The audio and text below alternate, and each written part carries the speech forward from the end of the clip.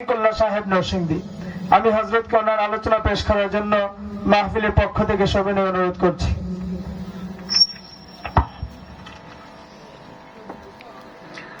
আসসালামু আলাইকুম ওয়া রাহমাতুল্লাহি ওয়া বারাকাতুহু।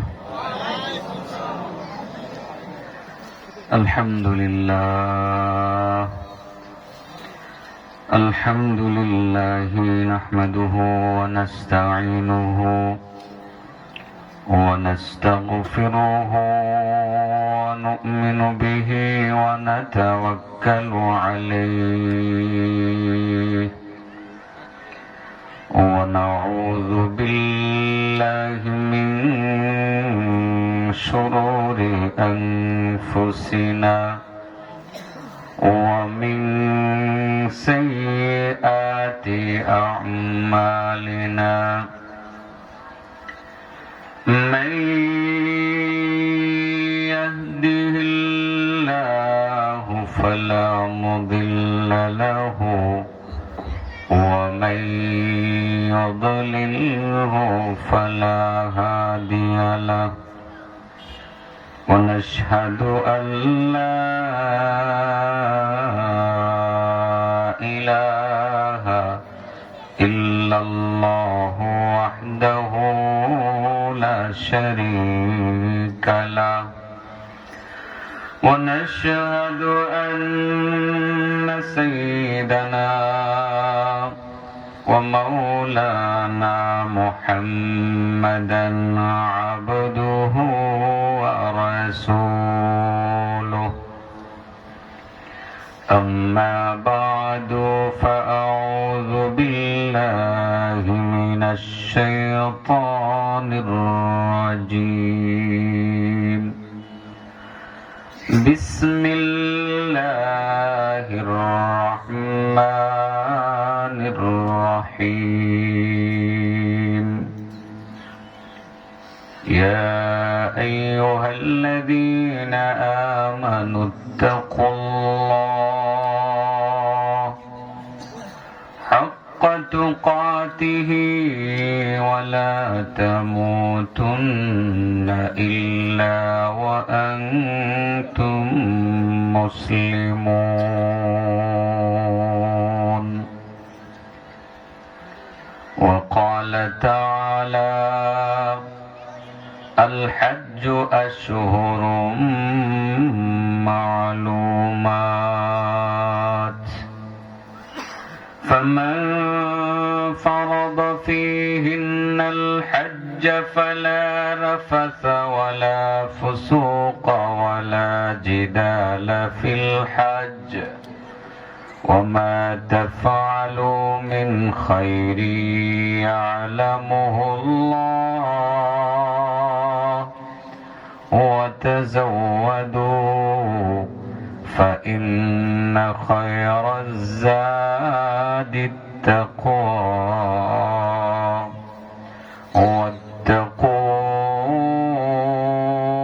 واتقون يا أولي الألباب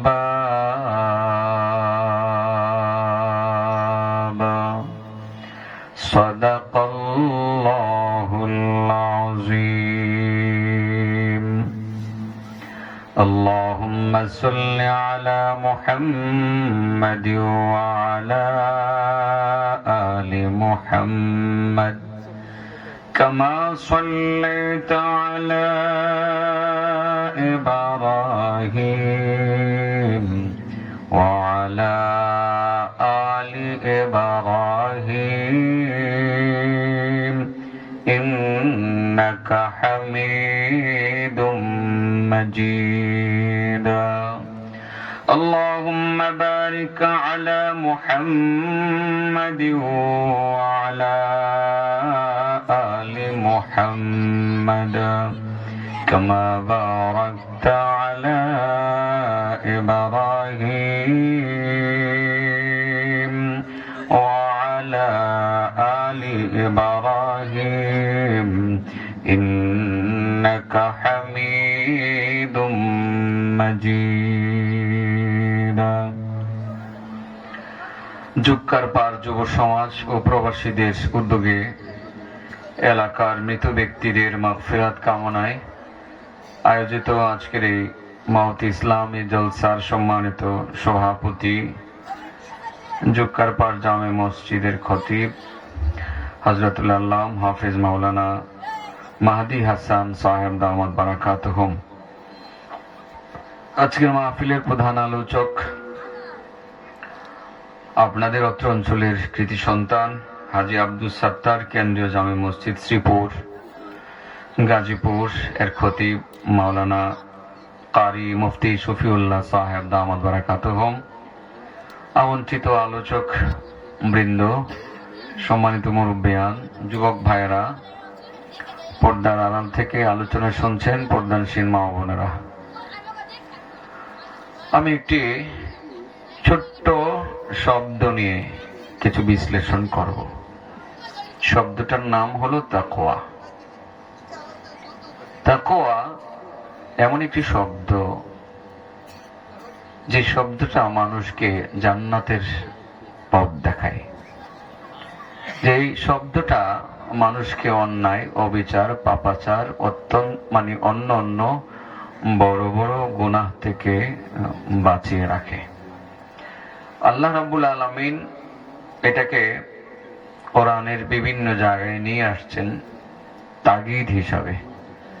বিভিন্ন জায়গায় বলেছেন ইত্তাকুল্লাহ, ইত্তাকিল্লাহ, ওয়াত্তাকুন, ওয়াত্তাকু ইয়াওমান তুরজাউনা ফিহি ইলাল্লাহ, ইন্না আকরামাকুম ইনদাল্লাহি আতকাকুম। তাকওয়া হুদাল লিল মুত্তাকিন, মাসালুল জান্নাতিল্লাতী ওয়াইদাল মুত্তাকুন। শুধু মুত্তাকিন আর তাকওয়া এই শব্দটা কোরআনে বহুবার আল্লাহ রাব্বুল আলামিন ব্যবহার করেছেন। আসলে কি সে তাকওয়া, এই বিষয়টা নিয়ে কিছু কথা আমি আপনাদের সামনে বলতাম। তাকওয়ার শব্দের অর্থ আমরা যেটা বুঝি এবং সহজে যেটা বলি, এর অর্থ হলো খোদাভীতি বা আল্লাহ ভীতি। আল্লাহর ভয় অন্তরে পোষণ করাকে আমরা তাকওয়া বলি। আর তাকওয়া এমন একটা গুণ, যে ব্যক্তি গুণটা অর্জন করবে, এই গুণ তাকে বিভিন্ন পাপাচার থেকে মুক্ত রাখবে। এবং তাকওয়া এমন একটা গুণ, যে গুণটা থাকলে পরে আল্লাহ দুনিয়াতেও তাকে সম্মান দিবেন, পরকালেও তাকে সম্মান দিবেন। তাকওয়া এমন একটা গুণ, যে গুণটা থাকলে পরে জান্নাতের পথ সহজ হয়ে যাবে। প্রথম যে কথাটা বললাম, তাকওয়া থাকলে পরে তাকওয়া অন্যায়, অবিচার, বেবিচার থেকে মুক্ত রাখে, তাকওয়া সম্মান বাড়িয়ে দেয়, তাকওয়া জান্নাতের পথ দেখায়। কয়টা কথা বলছি? তিনটা কথা বলছি। এই তিনটা নিয়ে আমি কিছু কথা, এই বিষয় নিয়ে কিছু কথা বলতে চাই। মনোযোগ দিয়ে শুনবেন তো ইনশাআল্লাহ? আপনারা নিশ্চয়ই মনোযোগ দিয়ে শুনবেন, তা না হয় আপনারা এত মানুষ এই সময় বসে থাকতেন না। এখানে বিশেষ কোনো আয়োজন নাই যে এর পরে আপনার সাংস্কৃতিক অনুষ্ঠান হবে, আপনারা উপভোগ করবেন, এরকম কিছুই কিন্তু এখানে হবে না। আজকের আয়োজনটা মৃত ব্যক্তিদের মাগফিরাত কামনায়, সেটাও আপনারা দেখেছেন। তো এই বিষয়টা নিয়ে যদি সম্ভব হয় কিছু বলবো, কিন্তু তাকওয়া নিয়ে আমার কিছু কথা আজকে বলার আছে, কারণ এটা ছাড়া আমাদের আর হচ্ছে না। তাকওয়া নাই, ঈমান নাই। তাকওয়া নাই, গুনাহ থেকে মুক্ত হওয়ার, মুক্তি পাওয়ার কোনো পথ নাই। তাকওয়া নাই, ইবাদত কিছুটা হলেও কবুল হবে না। তাকওয়া নাই, কিছু ইবাদত করলেও জান্নাতে যাওয়া যাবে না। তাকওয়া নাই, আল্লাহর দরবারে সম্মানিত হওয়া যাবে না। তাকওয়া যার মধ্যে আছে, সেই লোকটা কোনোদিন আল্লাহর নির্দেশ অমান্য করতে পারে না। সত্যিকার একজন তাকওয়াবান ব্যক্তি, যার অন্তরে আল্লাহর ভয় আছে, সে কোনোদিন নামাজ ছাড়তে পারে না। কথার কথা, আজকে রাত 12টা বাজে ঘুমাইছেন, গিয়ে নামাজ পড়েন নাই, কিন্তু পরক্ষণে মনে হলো ওয়াজ শুনে আসলাম, ঘুমাবো। ঘুম থেকে যদি জাগতে না পারি, যদি আমার মৃত্যু হয়, তাহলে কি আমি বেনামাজি হিসাবে মারা যাব? আমি যে এশার নামাজটা পড়লাম না, এই যে একটা ভয় অন্তরে কাজ করবে, এই ভয়টাকে তাকওয়া বলে। এই তাকওয়াটা যখন আপনার ভিতরে চলে আসবে, কম্বল আপনাকে আর তার নিচে আটকে রাখতে পারবে না। দ্রুত উঠবেন, গরম পানি না থাকলেও ঠান্ডা পানি ইউজ করে উযু করে নামাজ পড়ে পড়ে ঘুমাবেন। এটা আপনাকে কেউ শিখিয়ে দিতে হবে না, নিজে নিজেই আপনি এই কাজটা করবেন। আমি কি ঠিক বলেছি বলে মনে হয়? হ্যাঁ, তাকওয়াবান ব্যক্তি নামাজ ছাড়তে পারে না। চলেন বোঝানোর জন্য একটা গল্প শোনাই, শুনবেন? গল্পটা তো হাদিস থেকেই বলবো। একজন তাকওয়াবান ব্যক্তি এশার নামাজ না পড়ে ঘুমাইতে পারে। রাসূল করিম সাল্লাল্লাহু আলাইহি ওয়াসাল্লামের সাহাবী, নাম তার আকিল, নবীর আপন চাচাতো ভাই। আমি কিন্তু হাদিস বলছি, হয়তো বোঝানোর জন্য অনেকটা গল্পের মতো কিছু অলংকারের জন্য শব্দ, কিছু সংযোজন ইত্যাদি ইত্যাদি হবে। হুবহু অনেক সময় বোঝানোর জন্য, আমার ভাষায় বোঝানোর জন্য কিছু শব্দ সংযোজন করতে হয় অলংকার হিসাবে, ওইরকম কিছু হবে। কিন্তু যা বলতেছি পুরাটাই হাদিস। নবীর প্রিয় সাহাবী হযরতে আকিল। আকিল হলেন হযরতে আলী রাদিয়াল্লাহু তাআলা আনহুর ভাই। হ্যাঁ, তো আকিল আবার নবীর চাচাতো ভাই, পাশাপাশি আবার আলীর ভাই হিসাবে পুত্রা। কি পুত্রা? আপনাদের এলাকায় পুত্রা বলে না? পুত্রা। নবী করিম সাল্লাল্লাহু আলাইহি সাল্লামের সাহাবী আকিল বলেন, একদিন রাসূল করিম সাল্লাল্লাহু আলাইহি ওয়াসাল্লাম আমার হাতে ধরে আমাকে বললেন, চলো কোনো এক জায়গায় যাব। চলতে শুরু করলেন অজানার পথে। কোথায় যাবেন, কোন জায়গায় যাবেন, নির্দিষ্ট কোনো গন্তব্য সম্পর্কে কোনো তথ্য তিনি আমাকে প্রদান করেন নাই। আকিল বলেন, চললাম চললাম চললাম, চটিয়াল ময়দান, বালিয়ার বালি, বালিয়ার বালি, বাড়ি নাই, ঘর নাই, এরপরে জঙ্গল নাই, কোনো পাথর নাই, কোনো পাহাড় নাই, শুধু বালিয়ার বালি। চললাম তো চললাম। মরুভূমির প্রান্তরে একটি জায়গাতে যাওয়ার পর হযরত রাসূল বলেন, আকিল, আমার যে পেটে কামড় দিয়েছে। পেটে কামড় দেওয়ার অর্থ বুঝেন কি? বাথরুমের প্রয়োজন হয়েছে, হাজত দেখা দিছে। আকিল বলেন, ইয়া রাসূলুল্লাহ, এটা এমন এক জায়গা যে জায়গাতে গর্ত নাই, পাহাড় নাই, টিলা নাই, জঙ্গল নাই, এমন এক জায়গাতে আপনার বাথরুমের প্রয়োজন পড়লো, তো কেমনে কি করবো? আমরা তো হলে বলতাম, বা আকিল হয়তোবা বলেছেন বা বলেন নাই, আমরা হয়তোবা বলতাম, ইয়া রাসূলুল্লাহ, আমাদের রুমাল, চাদর এগুলো দিয়ে একটু বাথরুমের ব্যবস্থা করে ফেলি, তাই না? আপনি এখানে বসেন। আল্লাহ রাসূল বলেন, আকিল, বাড়িঘর নাই তাতে কি হয়েছে, জঙ্গল নাই তাতে কি হয়েছে, একটা কাজ করো, দেখো তো কোনো গ্রাম দেখা যায় কিনা। ডান দিকে আপনারা যখন হাওরের ওই প্রান্তে কোনো গ্রাম দেখেন, বাড়িঘর দেখা যায় না খালি গাছ দেখা যায়? হ্যাঁ, যত দূরের গ্রাম দেখবেন বিল্ডিং দেখা যাবে না। ভাই সাহেব কি দেখা যাবো? আইন না ভাই, আইন না, এমন করতেছেন। এই জায়গাটা তাইলে একটু চেহারাটা ভালোভাবে দেখলাম, এরপরে ওয়াজ করলাম, বুঝছেন না? মাশাআল্লাহ। তো দূর থেকে গ্রামের বাড়িঘর দেখা যায় না, তাই না? গাছ দেখা যায় বেশি, আর মাঝে মধ্যে বড় সড়ো বিল্ডিং হলে একটু সাদা, একটু চকচক।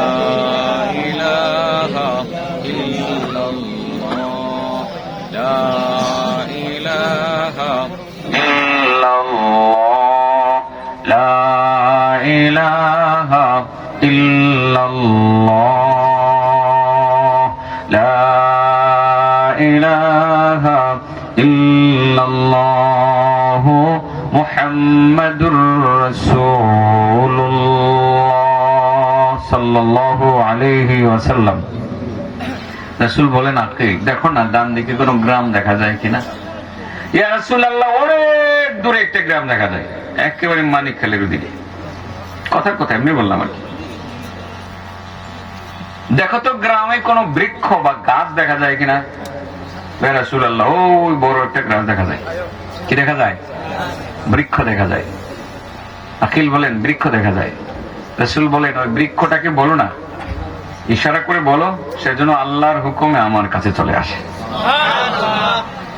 আকিল এবার আঙ্গুলে ইশারা করে বললেন, বৃক্ষ, ও বৃক্ষ, আল্লাহর নবী মুহাম্মদ মুস্তাফা সাল্লাল্লাহু আলাইহি ওয়াসাল্লাম তোমাকে আসতে বলেছেন, তাড়াতাড়ি আসো। এমনি গেলে ইশারা দিছে। এত দূরে ইশারা যায়, লাগে? আল্লাহ লাগাইলেই লাগে। কেডা লাগায়?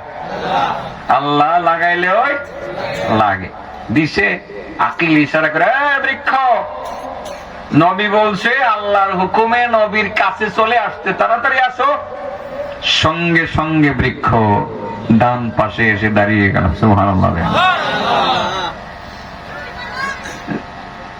রাসূল বলেন আকিল পর্দার ব্যবস্থা তো ডান দিক থেকে হয়েছে কিন্তু এখনো পর্যন্ত বাম দিক থেকে পর্দার কোনো ব্যবস্থা হয় নাই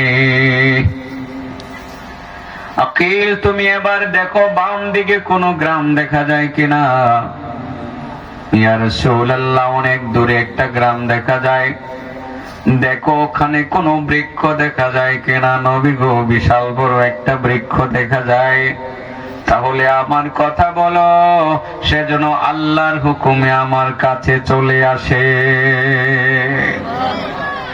আকিল বাম দিকে ফিরে শাহাদাত আঙ্গুল দ্বারা ইশারা করে বললেন ও বৃক্ষ দুজাহানের সরদার সরকারে কায়নাত রাহমাতুল লিল আলামিন মুহাম্মাদুর রাসূলুল্লাহ সাল্লাল্লাহু আলাইহি ওয়াসাল্লাম তোমাকে আসতে বলেছেন এই কথা বলতে দেরি বৃক্ষ তার জ্বর উপরে ফেলে প্রচন্ড গতিতে আমার নবীর দরবারে আসতে দেরি করলো না কটা হয়েছে ডান দিক থেকে একটা বৃক্ষ এসে দাঁড়িয়ে গেল বাম দিক থেকে আরেকটা বৃক্ষ এসে দাঁড়িয়ে গেল এতক্ষণ কোনো গাছপালা ছিল না কোনো জঙ্গল ছিল না কোনো পাহাড় ছিল না কোনো বাড়িঘর ছিল না এখনো বাড়িঘর নাই পাহাড়ও নাই কিন্তু বৃক্ষ দুইটা এসে মনে হয় কিছু জঙ্গলের মতো হয়ে গেল রাসূল বলেন আকিল ডান দিক থেকে বৃক্ষ এসে পর্দার ব্যবস্থা করলো তার মানে ডান দিক থেকে পর্দার ব্যবস্থা হয়েছে বাম দিক থেকেও পর্দার ব্যবস্থা হয়েছে কিন্তু এখনো পর্যন্ত পিছনের দিক থেকে পর্দার কোনো ব্যবস্থা হয় নাই তুমি দেখো পিছনের দিকে কোনো গ্রাম দেখা যায় কিনা ইয়া রাসূলুল্লাহ অনেক দূরে একটি গ্রাম দেখা যায় দেখো ওখানে কোনো বৃক্ষ দেখা যায় কিনা নবী গো বিশাল বড় একটি বৃক্ষ দেখা যায় তাহলে আমার কথা বলো সেজন্য আল্লাহর হুকুমে আমার কাছে চলে আসে আকিল এবার পিছনের দিকে ফিরে শাহাদাত আঙ্গুল দ্বারা ইশারা করে বললেন ও বৃক্ষ দুজাহানের সরদার সরকারে কায়নাত রাহমাতুল লিল আলামিন হাবিবুল্লাহ মুহাম্মদ মুস্তাফা সাল্লাল্লাহু আলাইহি ওয়াসাল্লাম তোমাকে আসতে বলেছেন এই কথা বলতে দেরি বৃক্ষ তার জ্বর উপরে ফেলে আমার নবীর পিছনে আসতে দেরি করলো না কটা হলো ডানে একটা হলো বামে হলো পিছনে হলো কিন্তু এখনো পর্যন্ত সামনের দিকে কোনো বৃক্ষের ব্যবস্থা হলো না পর্দার ব্যবস্থা হলো না রাসূল বলেন আকিল ডান দিক থেকে পর্দার ব্যবস্থা হয়েছে বাম দিক থেকেও পর্দার ব্যবস্থা হয়েছে পিছনের দিক থেকেও পর্দার ব্যবস্থা হয়েছে কিন্তু এখনো পর্যন্ত সামনের দিক থেকে পর্দার কোনো ব্যবস্থা হয় নাই আকিল তুমি দেখো সামনের দিকে কোন গ্রাম দেখা যায় কিনা ইয়া রাসূলুল্লাহ অনেক দূরে একটি গ্রাম দেখা যায় দেখো বৃক্ষ দেখা যায় কিনা ইয়া রাসূলুল্লাহ একটা বড় বৃক্ষ দেখা যায় তাহলে আমার কথা বলো সেই বৃক্ষ যেন সামনে চলে আসে সুবহানাল্লাহ বলেন এই কথা বলতে দেরি বৃক্ষ তার জ্বর উপরে ফেলে আমার নবীর সামনে এসে দাঁড়াতে দেরি করলো না কটা হলো আমি কি এইগুলো কইবার লাগি ওয়াজ করতেছি একটা অংশ বোঝাইবার লাগে তাকওয়াবান ব্যক্তি এরা জবই করলো আর নামাজ ছাড়তে পারে না এটা বুঝাইবার লাগি এখানে আইছি আরো একটু পরে গিয়ে বুঝবেন হাদিস তো শুরু থেকে শেষ পর্যন্ত বলার পরে হাদিসে কি আছে সেটা বুঝতে পারবেন হ্যাঁ তবে ঘটনাটা বললাম আমার নবীর এই মুজিজার কথা শুন নাকি মজা লাগে না হ্যাঁ আমার নবীর মুজিজার কথা শুনলে মজা লাগে আমার নবীর দ্বারা অলৌকিক ঘটনা যা ঘটছে সেগুলো শুনলে কিন্তু মুসলমানদের ঈমান বাড়ে দেখেন কেমন বাড়ে এখনই দেখবেন আকিল বলেন দেখলাম চারটা বৃক্ষ এসে গেল চারদিক থেকে এসে বৃক্ষগুলো নিচ থেকে উপর পর্যন্ত অনেক ডালপালা আছে একটা আরেকটাকে এমন ভাবে ঝড়াইয়া ধরলো গম্বুজের মতো হয়ে গেল, এবার পুরোপুরি একটা ঘরের মতো হয়ে গেল। আমার নবী মাঝে বসে তার বাথরুমের কাজটা সেরে ফেললেন। বাথরুমের কাজ শেষ, আবার ইশারা করলেন, নবী ইশারা করলেন, বৃক্ষ যার যার জায়গাতে আল্লাহর হুকুমে তোমরা চলে যাও। মুহূর্তের মধ্যে 4 গ্রামে 4টা বৃক্ষ আগের জায়গাতে চলে গেল। আকিল বলেন, শুধু তাকাইয়া দেখলাম কিন্তু কিছুই বুঝলাম না। বৃক্ষগুলো আসলো, আবার চলে গেল। বৃক্ষ আনা হয়েছিল নবীর বাথরুমের কাজ করার জন্য। কোথায় বাথরুমের তো কোনো চিহ্ন নাই, পানির ছিটা ফাটা পর্যন্ত নাই, বাথরুম নাই, প্রস্রাব নাই, পায়খানা নাই, পানি পর্যন্ত নাই, মাটি তো আগের মতোই দেখা যায়। হযরতে আকিল বলেন, মনের ভিতরে সন্দেহ সংশয় কাজ করতেছিল, কিন্তু বাথরুমের বিষয় নবীকে জিজ্ঞাসা করি কিভাবে? লজ্জাস্কর বিষয়, নবী আপনি বাথরুম করছেন, বাথরুম গেল কোথায়, কেমনে বলি? আল্লাহর নবীকে বাথরুমের কথা জিজ্ঞাসা করা বড় শরমের বিষয়। আকিল বলেন, মহা টেনশনের মধ্যে পড়ে গেলাম। নবী যদি বাথরুম করে থাকেন তবে বাথরুম গেল কোথায়? আর যদি না করে থাকেন বৃক্ষগুলোকে দাওয়াত করে আনলেন কেন? চিন্তা করে একবার জিজ্ঞাসা করব, আবার করব না। সর্বশেষে সিদ্ধান্ত নিলাম, জিজ্ঞাসা না করলে সারা জীবন মনের ভিতরে একটা অস্পষ্টতা থেকে যাবে। এর থেকে ভালো হয় লজ্জা শরম ছেড়ে দিয়ে নবীর কাছে জিজ্ঞাসাই করে ফেলি। লজ্জা শরম ছেড়ে দিয়ে এবার নবীর কাছে গিয়ে বললেন, ইয়া রাসূলুল্লাহ সাল্লাল্লাহু আলাইহি ওয়াসাল্লাম, আপনি যদি বাথরুম নাই করে থাকেন তবে বৃক্ষগুলোকে কেন দাওয়াত করে আনলেন? আর যদি বাথরুম করে থাকেন গেল কোথায়? কোনো চিহ্ন না, ছিটাপাটা পর্যন্ত কোনো কিছু সেখানে নাই। ইয়া রাসূলুল্লাহ, বুঝতে পারলাম না, যদি বুঝিয়ে বলতেন। রাসূল বলেন, আকিল ঠিকই বলেছো, তুমি একটা কথা মনে রাখবা, আমি নবীর বাথরুম দুনিয়ার কোন মানুষ কোনদিন দেখতে পাই নাই, পাবেও না। কারণ আমি নবী যখন বাথরুম করি, বালু মাটি আমার বাথরুম গুলো গিলে ফেলে, গাছের জ্বর আমার বাথরুম একেবারে মাটির নিচে টেনে নিয়ে যায়।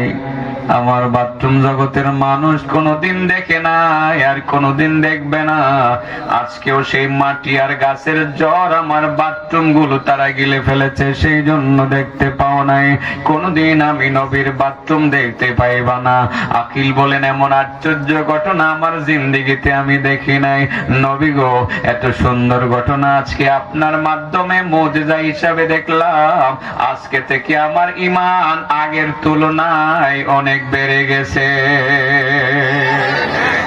নবীর মুজিজার কথা শুনলে ঈমান বাড়বে, এটাই তো স্বাভাবিক, ঠিক আছে না? কিন্তু আমার টার্গেট পয়েন্ট হলো সামনে। এখন থেকে সামনে টার্গেট পয়েন্ট, তাকওয়া বোঝানোর জন্য আমি ওইদিকে গেলাম আর কি। আকিল বলেন, ঘটনা তো এখানে শেষ না। একটু পরে আকিল নিজেই আমার নবীর কই, ইয়া রাসূলুল্লাহ, একটু আগে যে আপনার উপকার করলাম, এখন যে আমার উপকার করুন লাগবে, এটা আবার কেমন কাজ লাগবে? মানে বোঝা যাইতেছে না যে ওনারও বাথরুম বসে। রাসূল বলেন, কি হয়েছে তোমার? ইয়া রাসূলুল্লাহ, আমার কিছু হয় নাই, আমার বাথরুমও ধরে নাই, অন্য কোনো সমস্যাও হয় নাই। নবী গো, আমার পানির পিপাসা লাগছে। মরুভূমির প্রান্তরে টিউবওয়েলের ব্যবস্থা নাই, কোনো কুয়া নাই, কোনো খাল নাই, নদী নাই, বিল নাই, পাহাড় নাই, কোনো পানির ব্যবস্থা নাই। আমার কাছে যতটুকু পানি ছিল শেষ হয়ে গেছে, আপনার ভান্ডারের মধ্যে যতটুকু পানি ছিল সেটাও শেষ হয়ে গেছে। মরুভূমির প্রান্তরে কলিজা ফেটে যাওয়ার উপক্রম হচ্ছে।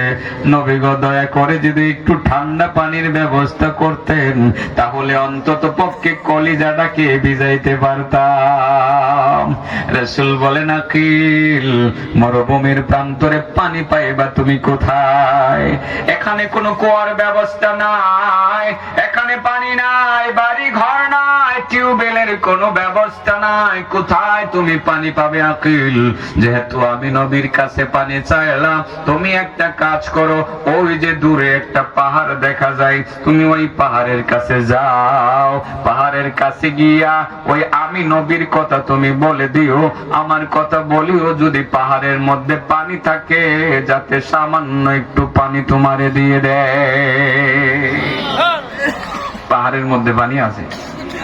হ্যাঁ, আমরা দেশের পাহাড়ও আছে, চট্টগ্রাম, সিলেট, খাগড়াছড়ি, হ্যাঁ, ওসব অঞ্চলের পাহাড়ের ঝর্ণা থেকে পানি পড়ে। কিন্তু আরব দেশে যে গেছেন চাচা, পাহাড়ের মধ্যে কি গাছ আর মাটি আছে? গাছ আছে, কি আছে দেখা যায়? খালি পাথর আর পাথর। পানি আছে? পানি দেখা যায় না। আমাদের দেশে আছে, কিন্তু এই দেশে আমার চোখে পড়ছে না কোন পাহাড়ে যে পানি আছে। পাহাড়ের মধ্যে শুধু পাথর, পাথর আর পাথর। মানে কোন কোন পাহাড়কে মনে হয় একটা পাহাড় আস্ত একটা পাথর, এরকম মনে হয় না? এরকম মনে হয়। আকিল চলে গেলেন পাহাড়ের কাছে। পাহাড়ের কাছে নবীর নির্দেশ পালনার্থে সে পাহাড়ের কাছে গিয়ে তিনি পাহাড়ের সাথে কথা শুরু করলেন। পাহাড়কে তিনি ডেকে বললেন, পাহাড়, আমাকে আখিরি জামানার নবী রাহমাতুল লিল আলামিন মুহাম্মদ মুস্তাফা হাবিবুল্লাহ মুহাম্মাদুর রাসূলুল্লাহ তোমার কাছে পাঠাইছে।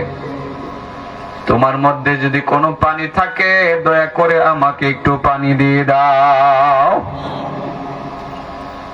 পাহাড় তো মানুষ না যে কথা বলতে পারবে, তবে মুহূর্তের মধ্যে পাহাড়ের জবান খুলে গেল মানুষের মতো। পাহাড় জবান খুলে জবাব দিল, ভাই আকিল, দুঃখিত, তোমাকে পানি দিতে পারলাম না।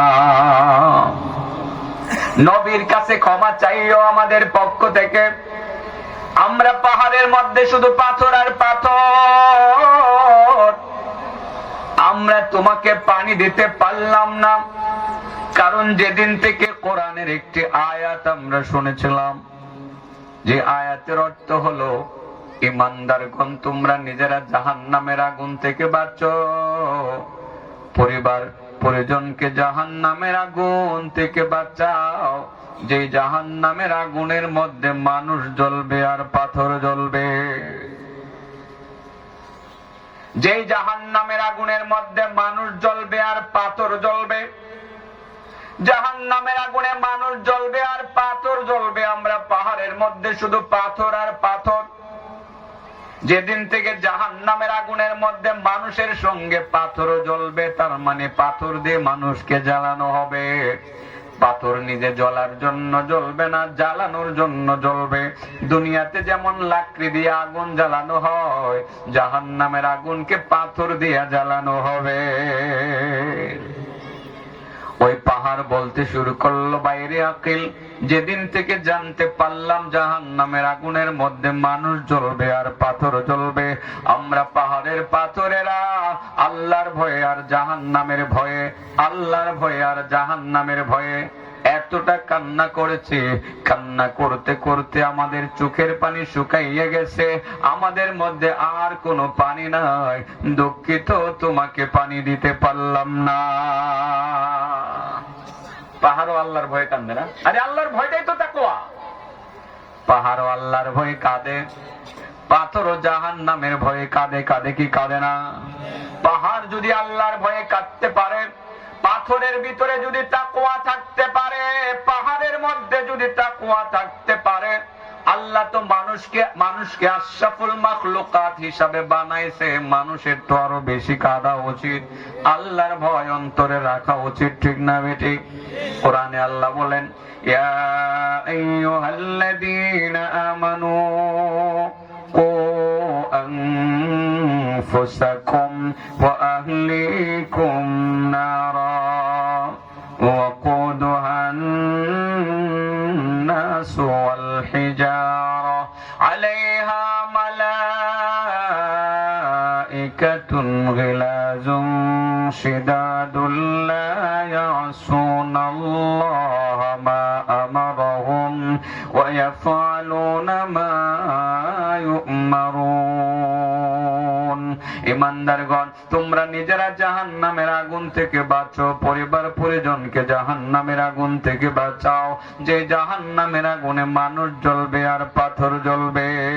ওই পাহাড়ের পাথর মুখ খুলে মানুষের কণ্ঠে বলতে শুরু করলো, আকিল দুঃখিত, তোমাকে পানি দিতে পারলাম না, কারণ যেদিন থেকে জানতে পেরেছিলাম জাহান্নামের আগুনে মানুষ জ্বলবে আর পাথর জ্বলবে, সেদিন থেকে আমরা পাহাড়ের পাথরেরা আল্লাহর ভয়ে আর জাহান্নামের ভয়ে এত পরিমাণ কান্না করেছে। কান্না করতে করতে আমাদের চোখের পানি শুকিয়ে গেছে, আমাদের মধ্যে কোনো পানি নাই, দুঃখিত, তোমাকে পানি দিতে পারলাম না। আকিল চলে আসলেন নবীর দরবারে, ইয়া রাসূলুল্লাহ, ইয়া হাবিবাল্লাহ সাল্লাল্লাহু আলাইহি ওয়াসাল্লাম, নবী গো, আপনার নির্দেশ পালন করার জন্য পানি আনতে পাহাড়ের কাছে গেছিলাম। পাহাড় পরিষ্কার পানি দিতে অস্বীকৃতি জানালো। পাহাড় বলে দিল, যেদিন থেকে তারা জানতে পারছে জাহান্নামের আগুনে মানুষ জ্বলবে আর পাথর জ্বলবে, সেদিন থেকে নাকি পাহাড়ের পাথরেরা আল্লাহর ভয়ে কান্না করতে করতে তাদের চোখের পানি শুকিয়ে গেছে। জাহান্নামের ভয়ে কান্না করতে করতে তাদের পানি শুকাইয়া গেছে, চোখের পানি শুকাইয়া গেছে। সেই জন্য আমাকে পানি দিতে পারলো না, খালি হাতে বিদায় করে দিল। রাসূল বলেন, আমার সাহাবী আকিল, আমি মূলত তোমাকে পাহাড়ের কাছে পানি আনতে পাঠাই নাই, এই জন্য আমি পাঠাইছিলাম না যে তুমি পানি আনবে। আমি একটা উদ্দেশ্যকে সামনে রেখে তোমাকে পাহাড়ের কাছে পাঠিয়েছিলাম, যে আল্লাহর ভয়ে যে পাহাড়ও কান্না করে, জাহান্নামের ভয়ে যে পাহাড়ও কান্না করে, আল্লাহর ভয়ে জাহান্নামের ভয়ে যে পাথরেরাও কান্না করে, সেই বিষয়টা তোমাকে বোঝানোর জন্য পাহাড়ের মধ্যেও যে তাকওয়া আছে, পাথরের ভিতরে যে তাকওয়া আছে, সেটা তোমাকে বোঝানোর জন্য মূলত আমি পাহাড়ের কাছে তোমারে পাঠাইছিলাম, পানি আনার জন্য না, মূলত পাঠাইছিলাম বোঝার জন্য যে তারাও আল্লাহর ভয়ে কাঁদে। আকিল, তুমি আবার বুঝতে পারলা জাহান্নামের ভয়ে আল্লাহর ভয়ে পাহাড় কাঁদে, পাথরও কাঁদে। যেহেতু তুমি বুঝতে পারলা, এখনই তোমার পানির ব্যবস্থা হয়ে যাবে। এই কথা বলে আমার নবী বিসমিল্লাহ বলে বালুর ভিতরে নিজের 5টা আঙ্গুল ঢুকাইয়া দিলেন। সুবহানাল্লাহ বলেন। সেখান থেকে পানির ফোয়ারা বের হয়ে গেল। কি সুন্দর পরিষ্কার পানি, কি চমৎকার ফর্সা পানি, কি স্বচ্ছ পানি বের হয়ে গেল। নবী বলেন, আকিল পানি নাও, ওযু গোসল করে নাও, মশক বুড়াইয়া নাও, ঠান্ডা পানি পান করিয়া তোমার কলিজা ঠান্ডা করে না। আকিল সেটাই করলেন। অতঃপর বললেন, ইয়া রাসূলুল্লাহ, দেখলাম কি, কইলেন কি, আর হইল কি? আঙ্গুলের ভিতর থেকে পানির ফোয়ারা বের হয়ে গেল। আবার পাহাড়ের পাথররা কথা বলল, আল্লাহর ভয় নাকি তাদের ভিতরেও আছে, জাহান্নামের ভয় নাকি তাদের ভিতরেও আছে। এমন ঘটনা আমার কোনোদিন দেখি নাই, আমি দেখি নাই। এটা দেখার পরে আজকে আমার ঈমান আরো বেশি বেড়ে গেছে। সুবহানাল্লাহ বলেন। পাথরের ভিতরে তাকওয়া আছে না, পাহাড়ের ভিতরে আছে। আল্লাহ আমাদেরকে বলছে তাকওয়া অর্ডারে সাথে রাখো, ওয়াতাজাওয়াদু ফাইন্না খায়রাজ যাদিত তাকওয়া ওয়াত্তাকুন ইয়া উলিল আলবাব। আইতেছি সম্ভব হলে আমি কমো, এখনো বিষয়টাকে পুরোপুরি ভাবে আমি টাচ করতে পারি নাই।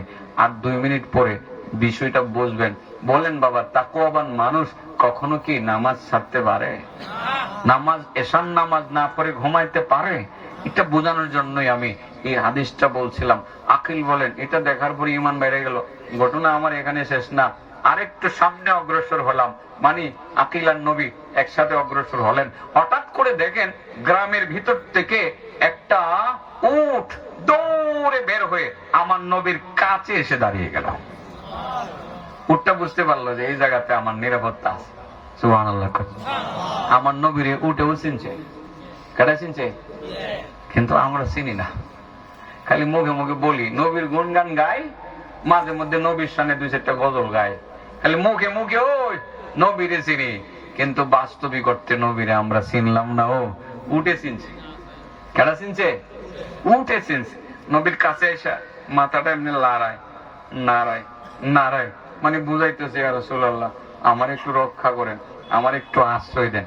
আমার নবী খালি মাথাটার মধ্যে এভাবে হাতটা লাগাই দিছে। এবার উটের কলজা ঠান্ডা। উট কয় আমি নিরাপত্তা পাইয়া গেছি, সুবহানাল্লাহ বলেন। উট এখানে দাঁড়াই দিছে, আর কোথাও যায় না, রশি দিয়ে তাকে বাঁধতে হয় নাই। এই যে এখানে দাঁড়াইছে, উটের কথা হলো নিরাপত্তা আমি পেয়ে গেছি, আমার আর নিরাপত্তার দরকার নাই। এরই ভিতর থেকে একটা যুবককে দেখতে পাইলেন, গ্রামের ভিতর থেকে সমানে তরবারি উত্তোলন করে প্রচন্ড গতিতে আক্রমণাত্মক অবস্থায় আসতেছে। আমার নবী দীক্ষা একটু দুশ্চিন্তায় পড়ে গেলেন, কিরে যুবকটার সাথে তো আমার কোনো দুশ্মনী নেই, সে আমার দিকে তরবারি নেই, এভাবে আসতেছে কেন? তার সাথে আমার কোনো আদাওয়াতে নেই, কোনো শত্রুতা নাই, সে আসবে কেন এইভাবে? যুবকটা ঠিকই প্রচন্ড গতিতে নবীর দিকে এগিয়ে চলছে, কাছাকাছি এসে তরবারিটা নিচে নামাইছে। নিচে নামাইয়া ভদ্র কণ্ঠে আমার নবীর একটা সালাম দিছে, আসসালামু আলাইকুম ওয়া রাহমাতুল্লাহি ওয়া বারাকাতুহু ইয়া রাসূলুল্লাহ। আমার নবী আবার সালামের জবাব দিলেন। সালামের জবাব দিয়ে বললেন, বাইরে যুবক, আমি বুঝতে পারছি নিশ্চয়ই তুমি আমারে চিনো। যদি না চিনতাম, ইয়া রাসূলুল্লাহ বলে রাসূল স্বীকার করে তুমি আমাকে সালাম দিতা না। যেহেতু ইয়া রাসূলুল্লাহ বলে রাসূল স্বীকার করে সালাম দিছো, নিশ্চয়ই তুমি আমারে চিনো। আমি যে আল্লাহর রাসূল, চিনার কারণে তুমি সালামের পরে ইয়া রাসূলুল্লাহ বলছো, রাসূলুল্লাহ বলে সম্বোধন করেছো। যুবক রে, আমি বুঝতে পারছি তুমি আমারে ভালো কইরে চিনো। আমাকে চেনার পরেও তুমি কেন আমার দিকে আক্রমণাত্মক অবস্থায় আসলা? আমি তো জানি তোমার সাথে আমার কোনো দুশ্মনী নাই, তোমার সাথে আমার কোনো আদাওয়াতি নাই, তোমার সাথে আমার কোনো শত্রুতা নাই। ও যুবক, তারপরেও তুমি কেন আমার দিকে আক্রমণাত্মক অবস্থায় আসলা? এবার যুবক বলেন, ইয়া রাসূলুল্লাহ, ইয়া হাবিবাল্লাহ, মূলত আপনার সাথে আমার কোনো দুশ্মনী নাই, সেই কথাটাও সত্য। আমি আপনার দিকে তরবারি উত্তোলন করে আসি নাই, সেটা সত্য। ওগো নবী, তবে আপনার পাশে দাঁড়ানো যে একটা উট আছে, এই উটের সাথে আমার দুশ্মনী আছে, আদাওয়াতি আছে, তাকে জবাই করার জন্য আমি দৌড়াইতেছি। কারণ হলো নবী গো, আমি তাকে অনেক ছোটবেলা থেকে অনেক টাকা দিয়ে পছন্দ করে বাজার থেকে কিনে আনছিলাম, অনেক আদর যত্ন করেছি, অনেক টাকা পয়সা তার পিছনে ব্যয় করেছি আমার কথা শোনার জন্য, আমার কথা মানার জন্য। সে আমার কথা শুনে না, আমার কথা মানে না, আমাকে পেটে নিয়ে চলতে চায় না, আমার বাড়িতে থাকতে চায় না, রশি দিয়ে বেঁধে রাখলে রশি ছিঁড়ে চলে আসে। আজকেও তাই করেছে, রশি ছিঁড়ে চলে আসছে। নবী গো, মূলত তার দিকে আমি আক্রমণাত্মক অবস্থায় আসলাম, তাকে জবাই করে খেয়ে ফেলার জন্য দৌড়াইতে আছি। আল্লাহর কসম করে বললাম গো নবী, আপনার সাথে আমার কোনো দুশ্মনী ছিল না, এখনো নাই। উটের বিরুদ্ধে বিশাল বড় অভিযোগ দায়ের করল মালিক আমার নবী সাল্লাল্লাহু আলাইহি ওয়াসাল্লাম। এবার উটের দিকে তাকাইয়া বলেন, ওঠ ওঠ, আল্লাহর হুকুমে তুমি কথা বলো। তোমার মালিক তোমার বিরুদ্ধে বিশাল বড় অভিযোগ দায়ের করেছে, আল্লাহর হুকুমে তুমি কথা বলতে শুরু করো, জবাব দাও। এবার উটের জবান পরিষ্কার মানুষের মতো খুলে গেল, বলতে শুরু করলো, ইয়া রাসূলুল্লাহ, আমার মালিক যা বলেছেন সত্যই বলেছেন, আমার মালিক একটা কথাও মিথ্যা কথা বলেন নাই, আমার মালিক আমাকে অনেকগুলো টাকা পয়সা দ্বারা কিনে এনেছিলেন, কথাটি সত্য, আমার পিছনে অনেক টাকা পয়সা খরচ করেছেন, সেটা সত্য, অনেক আদর যত্ন করেছেন, সেটাও সত্য, আমাকে অনেক যত্ন করেছেন, অনেক মায়া করেছেন, সেটাও সত্য। আমি তার কথা শুনি না, সেটাও সত্য, আমি তার কথা মানি না, ওই কথাটিও সত্য, তাকে আমি পিঠে নিয়ে চলতে চাই না, সেই কথাটিও সত্য, রশি দিয়ে বেঁধে রাখলে রশি ছিঁড়ে চলে আসি, ওই কথাটিও সত্য। নবী গো, আজকে আমি রশি ছিঁড়ে চলে এসেছি, এই কথাটিও সত্য। তবে কেন আমি রশি ছিঁড়ে চলে আসলাম, কারণটাও আমি আপনাকে জানাইতে চাই। নবী গো, আমি পরিষ্কার বলি, আমার মালিকের অন্তরে আল্লাহর ভয় নাই, তাকওয়া নাই। নাই। তাকওয়া নামক সেই সম্পদটা আমার মালিক এখনো পর্যন্ত অর্জন করতে পারে নাই। আল্লাহর ভয় নাই, বাজারে আড্ডা দেয়, রাতের বেলায় এদিক সেদিক ঘোরাফেরা করে, বন্ধু বান্ধবদেরকে নিয়ে আড্ডা দেয়, সোজা বাড়িতে চলে আসে, বাড়িতে এসে ডাইরেক্ট ঘুমাইয়া যায়, এশার নামাজ আদায় করে না, এশার নামাজ আদায় করে না। যদি তার অন্তরে আল্লাহর ভয় থাকতো, আযাব গজবের ভয় থাকতো, আমার মালিক এশার নামাজ না পড়ে ঘুমাইতে পারতো না। অগণবিজি কারণটা আপনাকে বলি, আমার মালিকের অন্তরে আল্লাহর ভয় নাই, আমার অন্তরে আল্লাহর ভয় আছে। আমার মালিক এশার নামাজ না পড়ে ঘুমাইয়া যায়, আমার মালিক এশার নামাজ পড়ে না, আমি দুশ্চিন্তার মধ্যে পড়ে গেলাম। এশার নামাজ না পড়ার কারণে আমার মালিকের উপরে যদি আল্লাহর পক্ষ থেকে কোনো আযাব গজব নাজিল হয়, মালিক যেমন রক্ষা পাবে না, আমি তার বাড়ির একজন কনিষ্ঠ সদস্য হিসাবে আমিও রক্ষা পাবো না। সেই জন্য আমি রশি ছিঁড়ে চলে আসছি গো নবী, তার বাড়িতে থাকতে চায় না। তবে আজকে যেহেতু আপনার কাছে নালিশ এসে গেছে, নবী গো, আমার মালিক যদি আজকে আপনাকে সাক্ষী রেখে আল্লাহর কসম করে ওয়াদা করতে পারে, আল্লাহর ভয় অন্তরে ঢুকাবে, আজ থেকে আর কোনোদিন এশার নামাজ ছাড়বে না, আমি তার কথা শুনবো, তার কথা মানবো, আমাকে সপ্তাহ পর সপ্তাহ, দিনের পর দিন না খাওয়াইলেও আমি তাকে পিঠে নিয়ে চলবো। উটের মধ্যে আল্লাহর ভয় আছে, মানুষের মধ্যে নাই না? এই তাকওয়াটা যে কত দরকার, মূল আলোচনা আইসি না। মূল আলোচনা শুরু হওয়ার 5 মিনিটের ভিতরে শেষ হয়ে যাবে, কারণ আমার মূল আলোচনা লাস্টই পায়, জানেন না আপনারা? শেষ হয়ে যাবো। তার মানে 10:30 বাজে ঠিক আপনারা সব 10:30 বাজে 2 মিনিট আগে আপনারা সব বুঝে ভাই নেবেন আমি যে কি কইতাম চাইতেছি। তাহলে কি আল্লাহর ভয়ে উট কান্দে? উটের ভিতরে আল্লাহর ভয় আছে? পাহাড়ের ভিতরে আছে? পাথরের ভিতরে আছে? হ্যাঁ, মানুষের ভিতরে আর থাকা উচিত। আল্লাহর নবী আবার উল্টা কয়, মালিক এতক্ষণ তুমি তোমার উটের বিরুদ্ধে এত অভিযোগ দিলা, এখন যে উল্টা তোমার বিরুদ্ধে তোমার উটে অভিযোগ দিল, জবাব দাও। মালিক বলেন, ইয়া রাসূলুল্লাহ, আমার উট যা বলেছে সত্যই বলেছে, একটা কথাও আমার উট মিথ্যা বলে নাই। আমি নিজেকে ধিক্কার জানাই, মানুষ হয়ে আল্লাহর ভয় শিখতে পারলাম না, আজকে উটের কাছ থেকে শিখতে হলো। ইয়া রাসূলুল্লাহ, ইয়া হাবিবাল্লাহ, আমি আজকে লজ্জিত, আমি অনুতপ্ত, আপনাকে সাক্ষী রেখে আজকে আমি ওয়াদা করলাম, কমিটমেন্ট করলাম, আমি আজ থেকে আর কোনোদিন এশার নামাজ ছাড়বো না।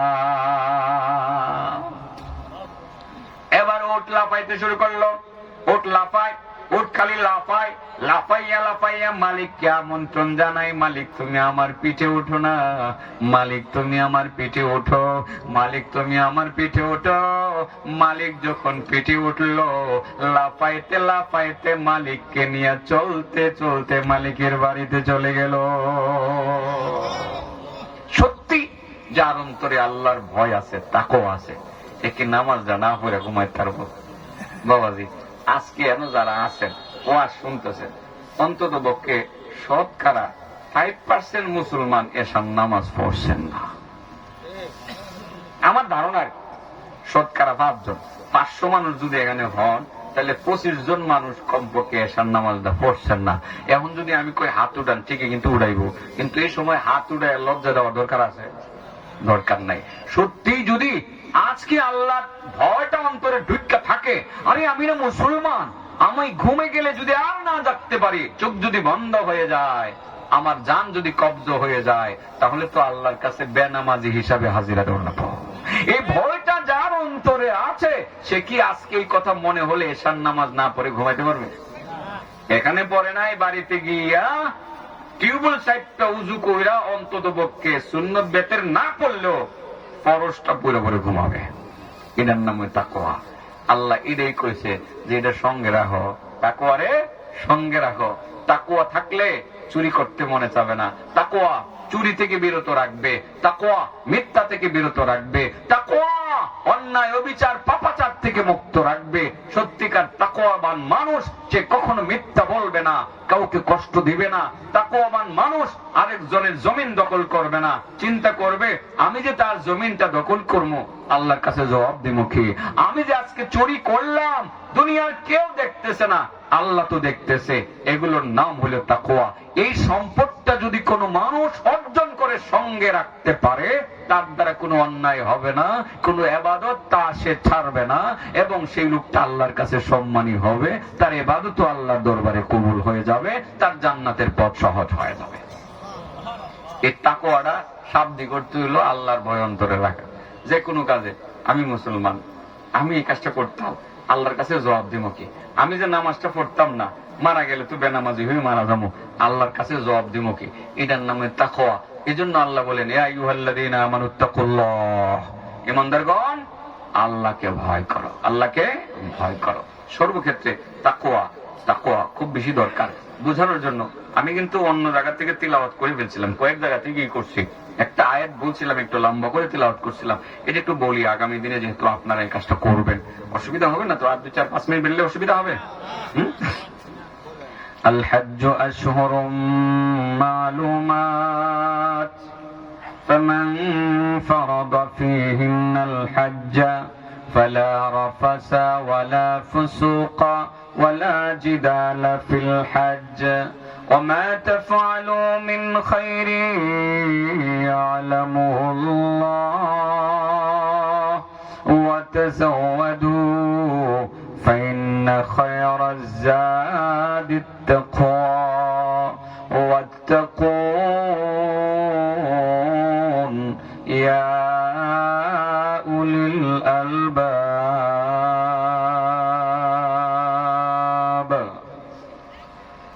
আল্লাহ বলেন হজ করার জন্য সুনির্দিষ্ট কয়েকটা মাস আছে, হজের মাস।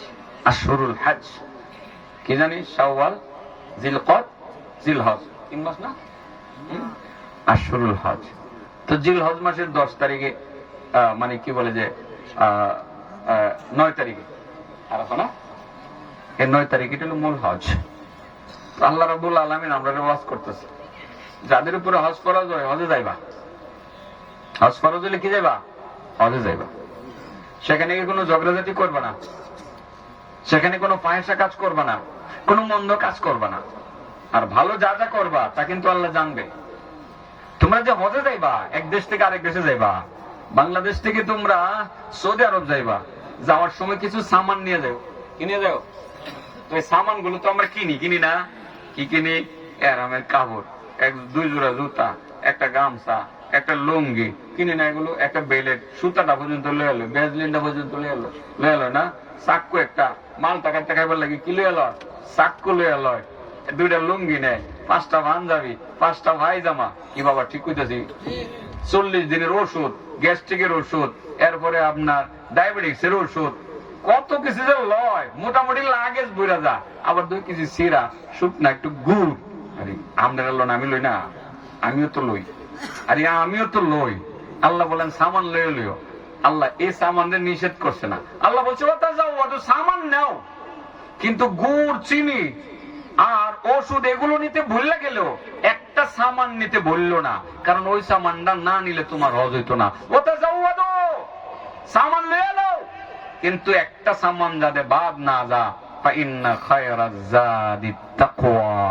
তাকওয়া নামের সামানটা সঙ্গে করে নিয়ে যাইও, এটা না নিলে তোমাদের হজ হবে না। ওয়াত্তাকুন ইয়া উলিল আলবাব, ও জ্ঞানীরা তোমরা তাকওয়া অর্জন করো, আল্লাহর ভয় রাখো। সত্যি যদি ওখানে গিয়ে আল্লাহর ভয় অন্তরে থাকে, তাইলে ওখানে গিয়ে হজে কি আর ঝগড়া করতে মনে চাবে না, আজে বাজে গীবত করতে মনে চাবে না, সমালোচনা করতে মনে চাবে না, এবং গালিগালাজ করতে মনে চাবে না, চুরিদারি করতে মনে চাবে না, অন্যায় অবিচার করতে মনে চাবে না, যদি তাকওয়া নামের এই সম্পদটাকে সঙ্গে নিয়ে যাওয়া যায়। এজন্য আল্লাহ বলছেন ওয়াতাজাওয়াদু, সামান লয়ে নাও, ফাইন্না খায়রাজ যাদিত তাকওয়া। সব সামান যদি নাও নিতে পারো, তাকওয়া নামের সামানটা এটা উত্তম সামান, এটা কিন্তু রাইখা যাইবা না, এটা তোমাদেরকে অবশ্যই সঙ্গে করে নিয়ে যেতে হবে। আল্লাহর ভয় যদি অর্জন না হয় তো বাবা আপনার ওয়াজ শুনে কোনো লাভ নাই। তো তবে আজকের এই মাহফিলটা যারা আয়োজন করে, আমি ইদানিং মাঝে দিয়ে একটু অভিমান করছিলাম যে মাহফিল আর করতাম না। আপনাদেরকে মনের কথাটা বলি, অভিমান করছিলাম মাহফিল আর করতাম না। চিন্তা করে দেখছি মাহফিল যদি বন্ধ হয়ে যায় তাহলে তো আবার যাত্রা ফালা পারবো। হ্যাঁ, যাত্রা ফালা পারবো। মানুষ তাকওয়া শিখবো কোত্থেকে? মাদ্রাসার ছেলেরা উস্তাদদের কাছ থেকে শিখে। আমার বাবার বয়সের আমার বাবারা, আমার চাচারা, আমার বড় ভাইয়ের বয়সের আমার ভাইয়েরা, তারা ধর্ম শিখবে কোত্থেকে? একটা এই মাহফিল হইলে পরে মাহফিলকে কেন্দ্র করে 2, 4, 5 ঘন্টা বিভিন্ন আলেমের জবান থেকে অনেক কথাবার্তা শুনে তারা উপকৃত হয়। এই চিন্তা করে কিন্তু আমি মাহফিলে লেগে আছি। এখানে আসার কারণে আপনি তাকওয়া সম্পর্কে আজকে সেই কথাগুলো শুনতে পারতেছেন। তা না হয় এটা আপনার ভাগ্যে জুটতো না। অনেকে বলে মাহফিল না হইলে তো দেখবেন অনেকে গায়ে গায়ে বলবে হুজুর গাইবো কি? বাবা, শুধু কি আমাদের খাওয়ার জন্য মাহফিলটা দরকার? হ্যাঁ, শুধু আমার খাওয়ার জন্য মাহফিলটা দরকার? এলাকার মানুষ তাকওয়া শিখবে কোত্থেকে? এলাকার মানুষ নামাজ শিখবে কোত্থেকে? দেশের মানুষ তারা ইসলাম শিখবে কোত্থেকে? মাহফিল না থাকলে আবার ইসলামের 12টা বাজবে। একটা সময় পাড়ায় পাড়ায় মহল্লায় মহল্লায় যাত্রা বালা হইতো, নাটক নাটিকা হইতো। আলহামদুলিল্লাহ আজকালের যুবকরা এই কাজগুলো না করে তারা 10, 12, 20 বন্ধু মিলে একটা মাহফিলের আয়োজন করে। এর দ্বারা এলাকার মানুষ উপকৃত হয়, যুবকরাও উপকৃত হয়। আজকালের এই মাহফিল গুলো তাকওয়া শিক্ষার একটা গুরুত্বপূর্ণ সেন্টার আমি মনে করি। সেই কারণে আবারও মাহফিলে নেমে গেছি। কিন্তু মাঝে কোনো এক অজ্ঞাত কারণে আমি অভিমানে মাহফিল ছেড়ে দেওয়ার সিদ্ধান্ত নিয়েছিলাম যে এই জগৎটায় আর কাজ করব না, মাদ্রাসার লাইনে কাজ করব, মাঝে মধ্যে তবলিগে যাব। তবলিগে গেলে কি মসজিদে জামাতের পরে যারা লোকজন আলোচনা শুনতে বসে 10-12 জনের বেশি বসে, খুব একটা বসে না। কিন্তু একটা মাহফিলে আজকে লোকজন কম, তারপর আপনারা 1000 খানেকের কাছাকাছি লোকজন কিন্তু আপনারা মাহফিলে এখানে আছেন। আর আপনাদের স্কুল মাঠের মাহফিলে আরো বেশি অনেক লোক হয়। আজকে বিভিন্ন এলাকাতে মাহফিলের আওয়াজ শুনে আসছে, মাহফিল কিন্তু হচ্ছে। এই মাহফিলকে কেন্দ্র করে মানুষ ধর্ম শিখতে পারতেছে। ধন্যবাদ জানাই আমার যুবক ভাইদেরকে যারা এমন একটা আয়োজন করেছে। ধন্যবাদ জানাই এলাকার মুরব্বীদেরকে যারা আয়োজনে সহযোগিতা করে যাচ্ছে। বাবা, এই মাহফিলগুলো থেকে তাকওয়া শিখা যাবে। যাই হোক, আমি প্রথম বলছিলাম তাকওয়া এমন একটা গুণ যে গুণটা অর্জন করলে একটি মানুষ গুনাহ থেকে বেঁচে থাকতে পারে। এই লোকটা কোন সময় অন্যায় অবিচার পাপাচার করতে পারে না। তাকওয়া গুনাহ থেকে বাঁচিয়ে রাখে, অন্যায় থেকে বাঁচিয়ে রাখে। তাকওয়া এমন একটা গুণ যে গুণটা অর্জন করলে আল্লাহর কাছে সম্মান অর্জন করা যায়। আসুক আসুক আসুক, আমি গুছাই লইতেছি। তাকওয়া দ্বারা সম্মান অর্জন করা যায়। কি অর্জন করা যায়? আল্লাহ কোরআনে বললেন, ইয়া আইয়ুহান নাসু ইন্না খালাকনাকুম মিন যাকারিন ওয়া উনসা وجعلناكم شعوبا وقبائل لتعارفوا إن أكرمكم عند الله أتقاكم। আল্লাহ বলেন, ইয়া আইয়ুহান নাস, ও দুনিয়ার মানুষ, ইন্না খালাকনাকুম মিন যাকারিন ওয়া উনসা, আমি তোমাদেরকে নারী করে সৃষ্টি করেছি, পুরুষ করে সৃষ্টি করেছি, কেউ নারী কেউ পুরুষ। ওয়াজআলনাকুম শুউবান ওয়া ক্বাবাইলা লিতাআরাফু, তোমাদেরকে বিভিন্ন গোত্রের করে সৃষ্টি করেছি। বাংলাদেশি গোত্রের পরিচয় হলো চৌধুরী, খান, ভুইয়া, জমিদার, জমাদার, ঠিক আছে না? এমন নাম আছে না নাই? বাংলাদেশে বংশীয় পরিচয় আছে। তোমাদেরকে বিভিন্ন বংশের করে আমি সৃষ্টি করলাম। বিভিন্ন বংশ কেন দিলাম? লিতাআরাফু, তোমাদের পরস্পর পরিচয় দেওয়ার জন্য। তোমরা শুধু পরিচয় দিবা আমি খান বংশের মানুষ, আমি চৌধুরী বংশের মানুষ, আমি ভুইয়া বংশের মানুষ, আমি জমিদার বংশের মানুষ। আল্লাহ বলেন, আমার কাছে খান সাহেবের আলাদা কোনো মর্যাদা নাই, আমার কাছে ভুইয়া সাহেবের আলাদা কোনো মর্যাদা নাই। শুধু বংশ দিছি পরিচয় দেওয়ার জন্য। বংশ পরিচয়ের কোনো মর্যাদা আমার কাছে নাই, আলাদা কোনো সম্মান নাই। আমার কাছে সম্মান আছে। ইন্না আকরামাকুম ইনদাল্লাহি আতকাকুম, তোমাদের মধ্যে যে ব্যক্তি সবচেয়ে বেশি তাকওয়াবান, আমারে ভয় করবা, আমার ভয় যার অন্তরে বেশি আছে, সে চৌধুরী হইল আমার কাছে মূল্য আছে, খেটে খাওয়া দিন মজুর রিকশাওয়ালা হইল আমার কাছে সম্মান আছে। অতএব যে কথাটা বুঝাইতে চাইলাম, তাকওয়া এমন একটা গুণ যে গুণটা আল্লাহর কোন বান্দার মধ্যে থাকলে পরে আল্লাহর কাছে সেই লোকটা সম্মানিত হয়ে যায়, আল্লাহ নিজে তার ইজ্জত করে। আর 3 নাম্বার বলছিলাম তাকওয়া জান্নাতের রাস্তা প্রশস্ত করে। মাসালুল জান্নাতিল্লাতী ওয়াইদাল মুত্তাকুন, যারা তাকওয়া অর্জন করে তাদেরকে মুত্তাকিন বলে। যারা তাকওয়া অর্জন করে তাদেরকে কি বলে বলেন? মুত্তাকিন বলে। আর আল্লাহ নিজেই বলেন যারা মুত্তাকুন বা মুত্তাকিন যারা, তাদের জন্য জান্নাতের ওয়াদা করা হয়েছে। আমি আল্লাহ ওয়াদা করছি মুত্তাকিনদেরকে আমি জান্নাতে দেব। তো এবার আপনারা বলতে পারেন যে হুজুর তাহলে মুত্তাকিনটা ওই মুখের নেই, কি করলে মুত্তাকিন হন যাইব? 1 নম্বরে তো শাব্দিক অর্থ আল্লাহর ভয় অন্তরে ঢুকাতে হবে। আর তাছাড়া মুত্তাকিনের কয়টা গুণ আছে, এই শুরুতে এই গুণগুলো আল্লাহ কোরআনে বলছেন, হুদাল্লিল মুত্তাকিন আল্লাযীনা ইউমিনুনা বিল গায়বি ওয়া ইউকিমুনাস সালাতা ওয়া মিম্মা রাযাকনাহুম ইউনফিকুন والذين يؤمنون بما أنزل إليك وما أنزل من قبلك وبالآخرة هم يوقنون। আল্লাহ বলে মুত্তাকিন কারা? 1 নম্বর যারা আল্লাহর নাদিকে বিশ্বাস করে, জান্নাত জাহান্নামের নাদিকে বিশ্বাস করে। সোজা কথা, যারা গায়েবের উপরে বিশ্বাস করে তারা মুত্তাকিন। এটা 1 নম্বর মুত্তাকিনের গুণ। 2 নম্বর মুত্তাকিন তারা যারা নামাজ কায়েম করে। নামাজ কায়েম ছাড়া মুত্তাকিন হওয়া যায় না। 3 নম্বর মুত্তাকিন তারা যারা আল্লাহর রাস্তায় আল্লাহর দেওয়া সম্পদ ব্যয় করে। 4 নম্বর মুত্তাকিন তারা যারা কোরআনকে বিশ্বাস করে, কোরআনের আগে যে আসমানি কিতাবগুলো নাজিল হয়েছে সেগুলো বিশ্বাস করে। 4 নম্বর মুত্তাকিন তারা যারা পরকালকে, জান্নাত জাহান্নামকে বিশ্বাস করে। এই 5টা গুণ যাদের ভিতরে আছে তারাই মূলত তাকওয়া অর্জন করে মুত্তাকিন হইতে পেরেছে। আর সেই মুত্তাকিনদের ব্যাপারে আল্লাহ রাব্বুল আলামিন বলেন, উলাইকা আলা হুদাম মির রাব্বিহিম ওয়া উলাইকা হুমুল মুফলিহুন। তারা আল্লাহর পক্ষ থেকে হেদায়েত প্রাপ্ত, তারাই সফল, দুনিয়াতেও সফল, পরকালেও সফল। বাবা বলেন তাকওয়া নামের শব্দের অর্থ আমরা বুঝেছি, কাকে ভয় করা? তাকওয়া অর্জন করলে পরে একটা লোক নামাজ ছাড়া থাকতে পারে? তাকওয়াবান ব্যক্তি। তাহলে আমরা কি তাকওয়া অর্জন করলাম, আল্লাহর ভয় ঢুকাইলাম?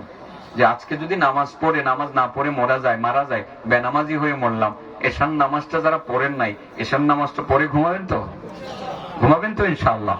আল্লাহ আমাদেরকে তাকওয়া দান করুন। সর্বক্ষেত্রে আল্লাহর ভয় যদি অন্তরে থাকে, তাকওয়া যদি থাকে, তার দ্বারা কোনো অন্যায় হবে না। আরেকজনের জমিন দখল করতে গেলেও মনে হবে আরে আমি যে তার জমিনটা দখল করবো, আমার শক্তি আছে, আল্লাহর কাছে যখন আমি জবাবটা দিব কি? আমি যে আরেকজনের বিরোধিতা করতেছি, তার অনেক ক্ষতি করতেছি, দুনিয়ার কোন শক্তি হয়তো বা আমার বিরোধিতা করবে না, কিন্তু আল্লাহর কাছে আমি জবাব দেব কি?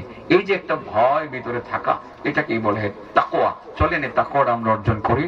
তাকওয়া অর্জন করলে আপনি অবশ্যই এই দুনিয়াতে সম্মান অর্জন করতে পারবেন, পরকালেও সম্মান অর্জন করতে পারবেন। জান্নাত আপনার জন্য প্রস্তুত থাকবে, আপনার দ্বারা কোনো পাপাচার হবে না। আল্লাহ আমাদেরকে সত্যিকার তাকওয়াবান মুত্তাকিন হওয়ার তৌফিক দান করুন। ওয়া আখিরু দাওয়ানা আলহামদুলিল্লাহি রাব্বিল আলামিন। আসসালামু আলাইকুম ওয়া রাহমাতুল্লাহি ওয়া বারাকাতুহু।